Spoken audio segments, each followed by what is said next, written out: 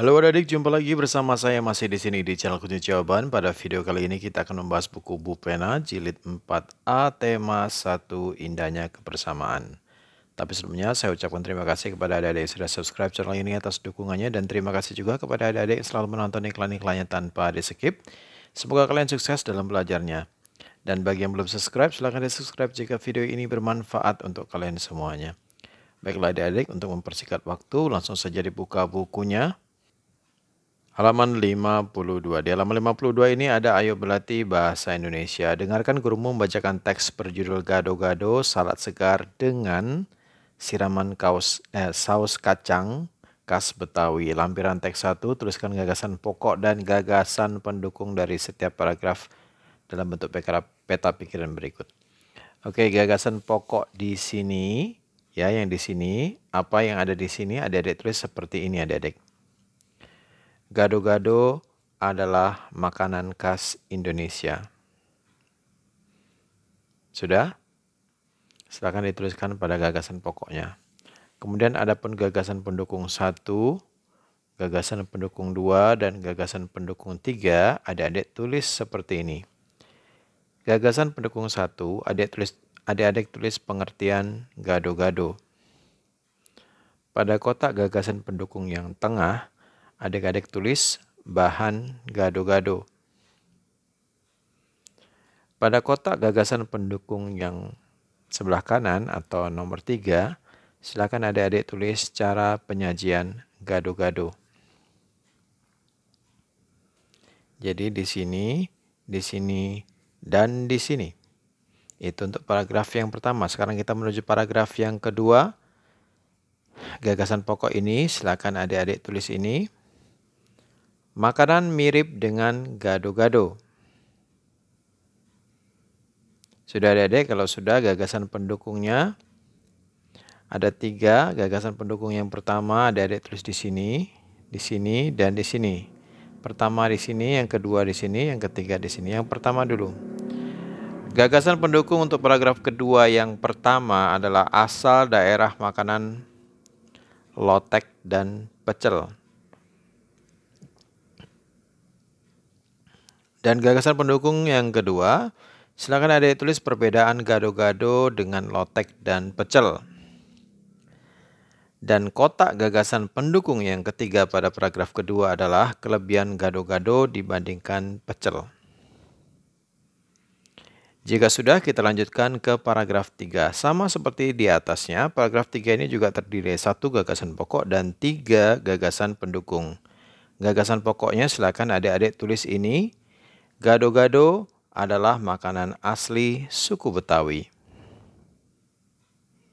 Kalau sudah ditulis, adik-adik sekarang tulis gagasan pendukung 1, gagasan pendukung 2, dan gagasan pendukung yang ketiga.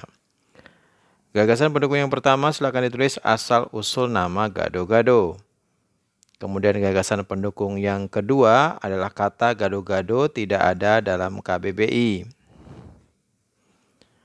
Dan gagasan pendukung yang ketiga silakan ditulis makanan gado-gado menginspirasi perkembangan bahasa. Kalau terlalu cepat saya membacanya, silakan di stop videonya adik-adik dan disalin jawabannya. Kita lanjutkan ke halaman 55. Di sana ada ayo berlatih IPA. Nomor 1, kelompokkan benda-benda berikut yang dapat memantulkan dan menyerap bunyi. Yang dapat memantulkan bunyi yaitu sendok aluminium, dinding beton, batu besar, batang besi, cermin, dan piring kaca. Itu yang memantulkan bunyi.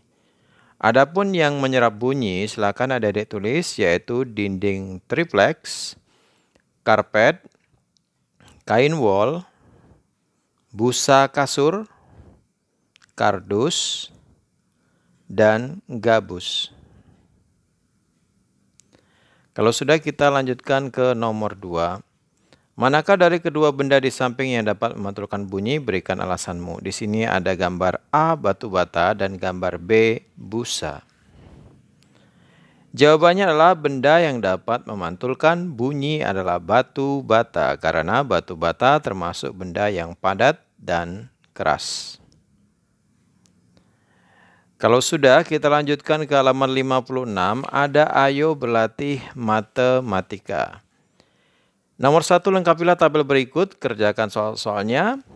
Nomor 1 ini gambar segi banyak. Ada nomor 1 ini adalah gambar segitiga namanya. Segitiga sama sisi. Jumlah sisinya adalah 3. Cara mencari jumlah besar sudut segi banyak adalah 3 dikurang 2 dikali 180 derajat sama dengan 3 kurang 2, 1. 1 itu tadi dikali 180 hasilnya adalah 180. Jadi kalau kita menghitung jumlah sisi 3, besar sudutnya pastinya 180 derajat jumlahnya. Jadi besar tiap sudut adalah 180 dibagi 3 sisi. Setiap sisinya sama dengan 60 derajat. Sekarang kita ke segi 4. Ini persegi namanya. Silakan ada tulis di sini nama segi banyaknya persegi. Kemudian jumlah sisinya 4. Jumlah besar sudut segi banyaknya adalah caranya 4 sisi dikurang 2 dikali 180. 4 kurang 2, 2. 2 dikali 180 sama dengan 360. Dan setiap sisinya berapa derajat? Dia adik-adik besar sudutnya caranya adalah 360 ini dibagi menjadi 4 sisi. Dibagi dengan 4 sisi sama dengan 90 derajat. Kemudian di sini namanya adalah segi 5, jumlah sisinya pastinya 5. Cara menghitung besar jumlah sudut yaitu 5 kurang 2 dikali 180. 5 kurang 2 sama dengan 3. 3 dikali 180 sama dengan 540. Jadi setiap sisi sudut-sudutnya ini sebesar 540 dibagi 5 sama dengan 108. Jadi ini kalau diukur pakai busur derajat, penggaris busur derajat itu ini 108, 108, 108, 108, 108 derajat. Kita lanjut ke segi 6, ini namanya silakan ditulis segi 6, sisinya adalah 6 pastinya. Cara menghitung jumlah besar sudut segi 6 adalah 6 kurang 2 dikali 180, 6 kurang 2 sama dengan 4, 4 dikali 180 sama dengan 720 derajat. Dan setiap sudut-sudutnya ini besarnya adalah 720 dibagi 6 sisi sama dengan 120 derajat. Selanjutnya adalah ini namanya segi 7. Adik-adik tulis di sini jumlah sisinya adalah 7. Cara menghitung jumlah besar sudut segi banyak adalah 7 dikurang 2 dikali 180 sama dengan 7 kurang 2, 5. 5 kali 180 sama dengan 900 derajat. Jadi setiap sudut dari segi 7 adalah 900 dibagi 7 sama dengan 128 derajat. Dan yang terakhir ini adalah segi 8. Memiliki 8 sisi. Cara menghitung jumlah besar sudut segi banyaknya adalah 8 dikurang 2 dikali 180. 8 dikurang 2 sama dengan 6. 6 dikali 180 sama dengan 1080. 1080 dibagi 8 sama dengan 135 derajat. Jadi setiap sudutnya ini besarnya 135, 135, 135 dan semuanya 135. Sekarang kita ke nomor 2. Bagaimana hubungan antara jumlah besar sudut pada segi banyak beraturan dengan segi banyak sisinya? Jawabnya adalah semakin banyak jumlah sisinya, maka semakin besar pula jumlah sudutnya. Saya ulangi ya adik, ini ada yang kurang, biar artinya tidak salah paham ya. Saya ulangi, semakin banyak jumlah sisinya, maka semakin besar pula jumlah besar sudutnya.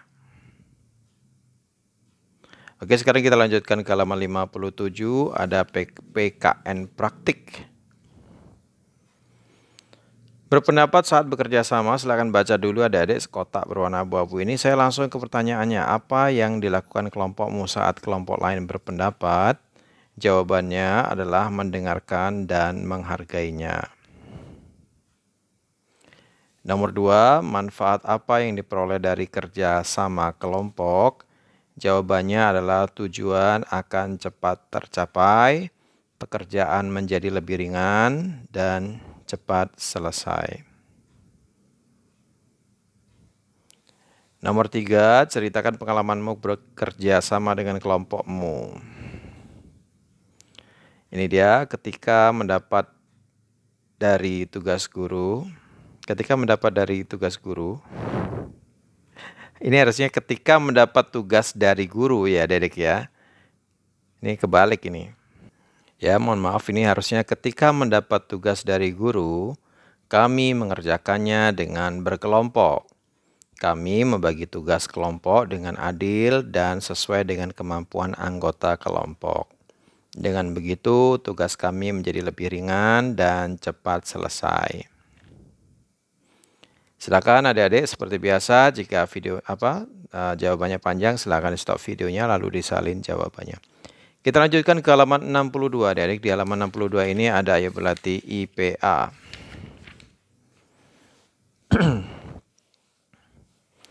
Ini dia halaman 62, kemudian ini latihannya. Tuliskan benda-benda yang dapat memantulkan dan menyerap bunyi. Baiklah, yang memantulkan bunyi adalah batu bata, kaca, dinding beton, lantai keramik. Sudah? Kalau sudah, ini yang menyerap bunyi, yaitu busa, kardus, karpet, dan gabus. Nomor 2, lengkapilah tabel tentang perbedaan gaung dan gema berikut. Gaung, gema, letak sumber bunyi, dan waktu terdengar bunyi. Oke, gaung dulu. Letak sumber bunyi, jarak gaung dekat dengan sumber bunyi, sekitar 10-20 meter. Adik-adik tulis sampai meter itu di sini ya adik-adik ya. Kemudian yang ini adik-adik tulis ini. Waktu terdengar bunyi pantul. Ini ya adik-adik tulis. Bunyi pantul terdengar hampir bersamaan dengan bunyi asli. Sini tulis. Bunyi pantul terdengar hampir bersamaan dengan bunyi asli. Adapun yang gema yang ini adik-adik tulis ini. Jarak gema lebih jauh yaitu lebih dari 20 meter. Ini tulis ini. Jarak gema lebih jauh yaitu lebih dari 20 meter. Kemudian yang ini adik-adik tulis ini. Bunyi pantulnya terdengar setelah bunyi asli. Bunyi pantulnya terdengar setelah bunyi asli. Sudah? Sekarang nomor 3, tuliskan manfaat bunyi pantul bagi kehidupan manusia. Silakan adik-adik di stop videonya dan disalin jawabannya. Jawabannya panjang. Manfaat bunyi pantul bagi kehidupan manusia yaitu mengukur kedalaman laut, sonar, mengetahui kedudukan kapal selam di dalam perairan, mengukur letak janin bayi dalam kandungan, ultrasonografi, dan yang terakhir mengetahui letak ikan-ikan di laut. Sekarang kita menuju ke halaman 63 ya adik-adik ya. Di halaman 63 ini ada ayo berlatih PPKN yang atas tapi adik-adik ya. Nomor 1, tuliskan contoh perbedaan yang ada pada teman sekelasmu. Jawabannya perbedaan hobi, suku, agama, cita-cita, dan lain-lain. Nomor 2, tuliskan 5 contoh kerjasama di lingkungan sekolahmu. Ada 5 ya. Dan yang pertama adalah piket kelas. Yang kedua mengerjakan tugas kelompok. Yang ketiga membersihkan lingkungan sekolah. Yang keempat menyiapkan acara HUT RI di sekolah. Yang kelima belajar bersama sebelum ujian. Silakan stop videonya dan disalin jawabannya. Lanjut ke nomor 3, apa manfaat dari kerjasama? Tadi sudah ada, yang pertama manfaatnya adalah pekerjaan menjadi ringan, pekerjaan menjadi lebih cepat selesai, dan tujuan dapat tercapai. Silakan di stop videonya dan disalin jawabannya. Kita lanjut ke halaman 63, ada matematika, di bawahnya ada ayo berlatih matematika nomor 1. Tentukan besar setiap sudut pada gambar berikut lalu tentukan jenis segitiganya. Oh, ini sudutnya 60, 60, 60. Oke adik-adik, yang ini jumlahnya tadi udah saya ukur, ini 60 derajat, 60 derajat, 60 derajat, dan jenis segitiganya saya tulis di bawahnya, yaitu jenis segitiganya adalah segitiga sama sisi. Kemudian yang B di sini 90, sini 60, sini 30, jenis segitiganya adalah segitiga siku-siku. Yang C, sini 65, sini 65 derajat, dan atasnya 50 derajat, dan yang C ini jenis segitiganya adalah segitiga sama kaki. Jelas ya adik-adik? Kalau sudah kita menuju ke nomor 2. Sebuah segitiga sembarang memiliki besar sudut 70 derajat, 60 derajat. Besar sudut lainnya adalah, caranya adalah 180 dikurang 70 ditambah 60. 180, 70 tambah 60 sama dengan 130. Berarti 180 dikurang 130 sama dengan 50 derajat. Silakan stop videonya dan disalin caranya. Nomor 3, jenis segitiga yang besar sudutnya 40 derajat, 50 derajat, dan 90 derajat adalah segitiga siku-siku. Jawabannya adalah segitiga siku-siku. Nomor terakhir 4, segitiga yang dua sisinya sama panjang memiliki sudut yang sama besar sebanyak 2 jawabnya. Terus saya kasih lanjutannya dalam kurung segitiga sama kaki. Kemudian kita lanjutkan ke halaman 64, nomor 5 masih ada ya adik-adik ya di sini. Soal lanjutan matematika tadi. Perhatikan gambar berikut. A. Tentukan besar sudut dari setiap segitiga pada gambar tersebut. Ini saya kasih ini segitiga A, segitiga B, segitiga C. Segitiga A-nya adalah 60, 60, 60. Segitiga B-nya adalah 30, 120, dan 30. Segitiga yang C-nya adalah 90, 60, 30. Jadi bisa ditulis seperti ini adik-adik. Nomor 5, segitiga yang A. Segitiga yang A 60, 60, 60. Segitiga yang B 30, 30, 120. Segitiga yang C 90, 60, 30. Kemudian yang B tuliskan jenis-jenis segitiga tersebut berdasarkan besar sudutnya. Nah, yang segitiga A ini tadi kan 60, 60. Berarti segitiga A itu jenisnya adalah segitiga sama sisi. Segitiga B ini tadi 30, 30, 120. Berarti segitiga sama kaki. Kemudian segitiga C, tadi ukurannya adalah 90, 60, 30 karena ada 90 derajatnya, berarti segitiga C ini termasuk jenis segitiga siku-siku. Seperti itu adik-adik, mudah kan? Baiklah adik-adik, sampai di situ dulu perjumpaan kita pada video kali ini. Semoga video ini bermanfaat. Jangan lupa diulang-ulang lagi pelajarannya agar adik-adik semakin paham dan semakin pintar. Terima kasih yang sudah subscribe channel ini, dan yang belum silahkan di subscribe. Jangan lupa di like dan di komen dengan sopan dan di share kepada teman-temannya agar mereka juga terbantu untuk mengerjakan tugas-tugas yang ada di buku Bupena jilid 4A tema 1 indahnya kebersamaan. Mohon maaf dengan segala kekurangannya. Terima kasih dan sampai jumpa.